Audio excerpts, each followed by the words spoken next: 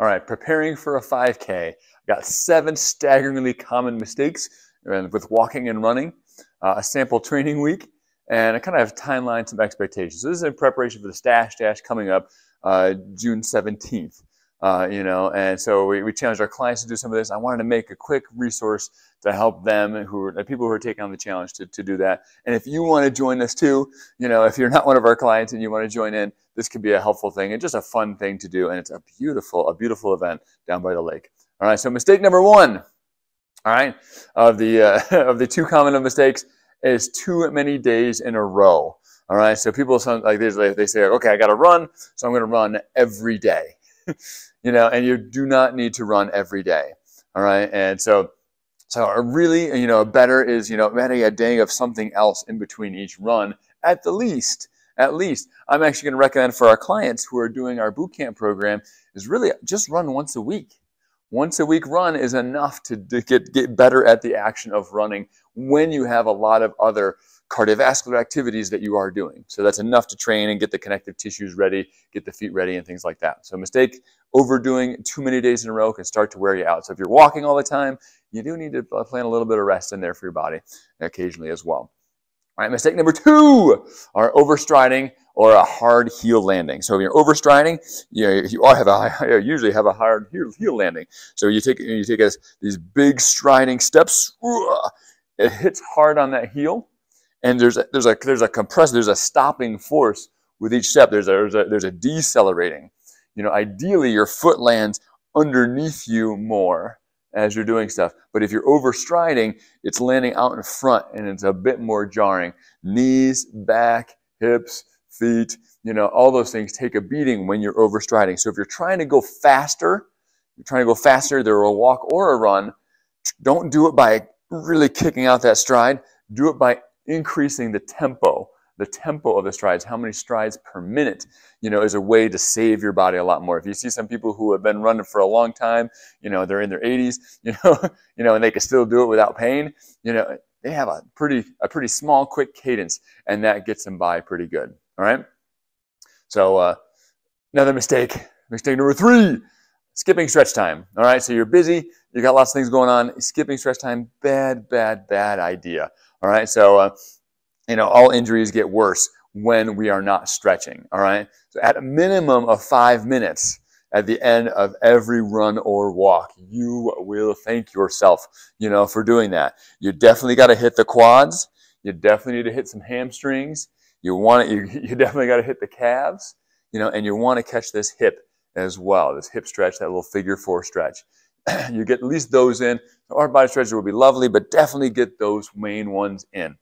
All right, at least 30 seconds on each side. That should take you, maybe 4 minutes or something like that, to get that. At least do that. All right. So mistake number 4, slouching. So a couple different ways you can slouch. One is upper body slouch. This doesn't do the back any favors. It changes hip position, things like that too. But one thing I noticed sometimes even more than just a slouchy upper body, a lot of times there's actually a tip. There's actually a tip in the body. The people actually lean forward a little bit. The hips are not underneath them as we're doing this. So if you got both, you really got it going on. As if I walk like this, or run like this, I'm putting a lot more pressure in my piriformis muscle. My hamstrings are taking a beating. My back is taking a beating. My glutes aren't doing the work they're supposed to. All right. So pushing the hips underneath you more as you're walking or as you're running. As soon as I do that, it changes me out of a slouching position. All right, so roll the shoulders back and down, get the upper body slouch taken care of, make sure the hips are underneath you, and you will save yourself, some knee pain, perhaps some sciatic-y type pain, in there. So if you get like a sciatic pain from too much walking, too much running, check your posture there. All right, mistake number 5. Only running. All right, I think this is a mistake, and this is not true for our clients because we hardly do any running in our program. So adding that once a week is just to train that specific running, that we're doing. But the runner people, or the people who are aspiring to be runner people, sometimes you go like, they just are everyday running, but it's too much. It's too much of the same exact motion. It's 2,000 impacts per mile. It's a lot of beating. So if you all of a sudden do like 3 miles a day for every day of the week, It's a lot. It's a lot. It's a lot, especially if you jump into it. And massive increases are big too, but I think that's another one of those mistakes, So add in, yoga, long stretching, strength training. You could do intervals and some other stuff like, even like even sled pushes, bike sprints, other things like that can be done, to supplement the running. All right. So really, all we need for the running is we need to get that specific action of the foot, to be trained, and the connective tissues in there. And really, they don't adapt that fast. So having a couple of days in between runs is helpful for them to heal up better. They don't have great blood flow. Takes them longer to recover. The muscles recover, but this connective tissue doesn't. And that's what we're training mostly when we're doing the running, because we already do so many great things in our class. All right. But if you're not one of those, do the other things. All right. Mistake number 6. All right. Increasing distance too quickly. All right. So some people go, okay, well, I did a mile today. I'm going to do 2 miles tomorrow. I'll do 3 miles the next day. You go like, if you're really working on increasing your distance, I think most people can do a 5K walk. Is not a big deal. But as you start getting into longer duration events, you need to worry about that, and perhaps longer duration at a higher speed. All right. So you may need to slowly build into how much hard running you're doing in a 5K. So maybe at first, your first practice 5K is more of a walk, and then maybe you jog for a minute and you walk for 3 minutes. You jog for a minute and you walk for 3 minutes, and you're slowly building that up. You don't go, okay, I walked a 5K, I'm gonna run a 5K now. As maybe you give yourself a chance to build in slowly. The next week you do a little bit of interval there. The next week you do maybe a little more interval with maybe more favoring the running, and you slowly build in that way. All right, but definitely if you're going for definitely longer events, is you definitely have a long day of the week where you slowly increase that number. All right, so that's for training for like a half marathon or things like that. All right, mistake number 7, last one. Every run is the same route, distance, and speed. All right, so this is definitely true if you are running all the time. All right, so if you're running all the time, you're running 3-4 days a week or more, you've got to change up that style of running, or else you're going to be in big trouble.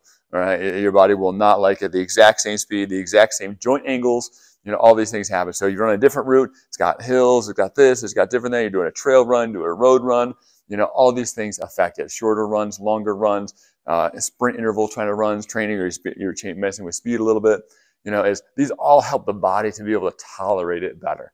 All right, so in our program for boot camp, we've got all these other variety things. We're training the cardiovascular system. We're training getting the heart rate down and things like that. And then also, so really, if you're doing a once a week, if it's the same route, distance, and speed for a once a week run, you wouldn't have a problem with that. It's the fact that for those who are doing crazy running all the time, you need to change things up. All right, sample training week.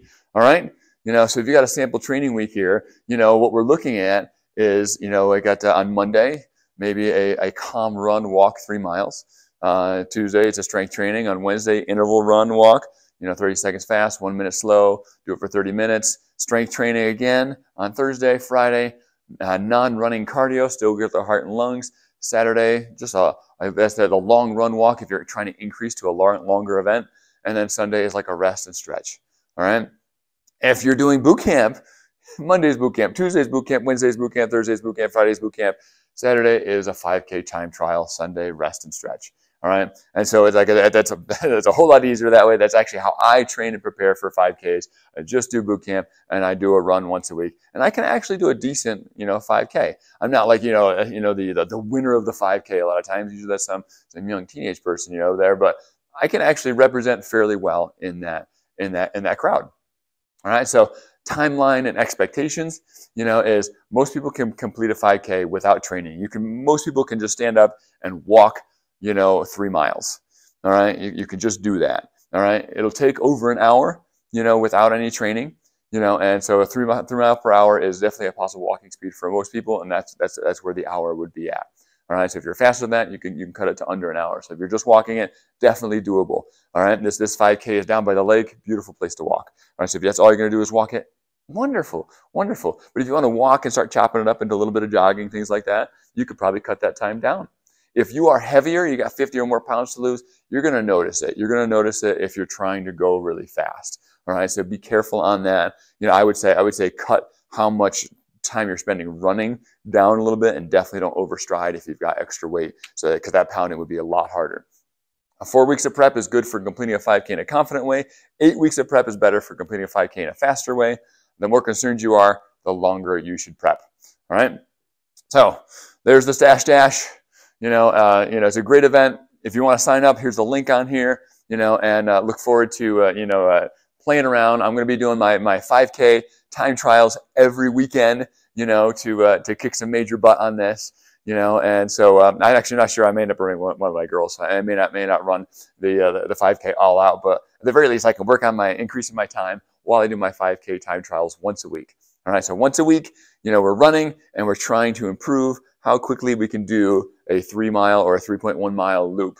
So we can just challenge ourselves to do better. And again, that's the way that I've trained and done best. It takes advantage of the specific adaptation to imposed demand, the SAID principle, which is a strength and conditioning principle. It says our body changes based on what we do with it, and it adapts to what we do with it. So if we run, it will get better at running. All right, so doing a little bit of that is helpful. All right, so good luck, have fun. It should be a beautiful, wonderful event, and hope to see you there. Bye.